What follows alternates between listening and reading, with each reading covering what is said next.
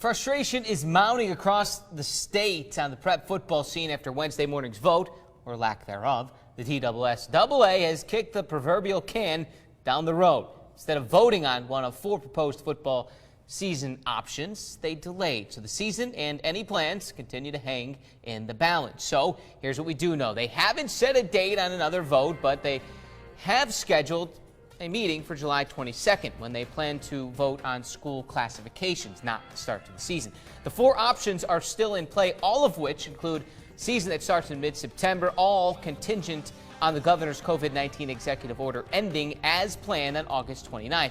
All of the details to those options are available online and inside our app right now. And it is worth mentioning, and hear me now, there's a belief in the high school coaching ranks that a full season is still one of the options. We do know that the TSSAA is having ongoing conversations with the governor's office, and if that's to happen, Governor Bill Lee would have to lump high school sports in with college and pro sports under his executive order, which makes them exempt from not starting on time. Social media has been abuzz with this topic, and coaches aren't afraid to talk about it. For more on that, sports reporter Ben Bobick has us covered.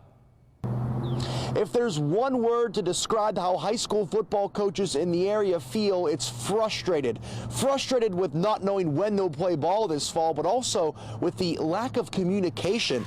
After Wednesday's TSSAA Board of Control meeting, teams were given no information on when a potential decision will be made. Executive Director Bernard Chodris made it clear they're working with Governor Lee's legal counsel on a plan, but the lack of direction moving forward is keeping coaches in the dark. Give us some more information other than that we're just delaying things. You know, say the governor is wanting to help us start things on time, and they're gathering information for that stuff, or other than hey, we're just going to delay this because the governor's legal team is wanting to get more information or something.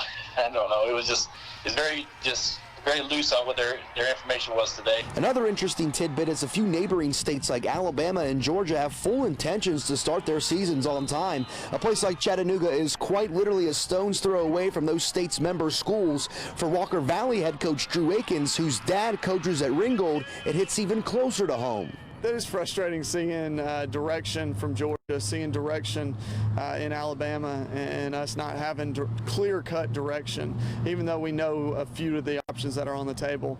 I think as a coach, you just want to be communicated with. Throughout our talks with high school coaches, there's still some hope that Governor Lee will add high school sports to the exemption list like pro and college sports, where they actually would start on time.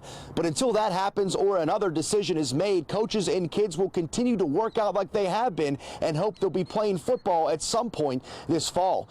Reporting in Hamilton County, Ben Bobick, Channel 3 Eyewitness Sports.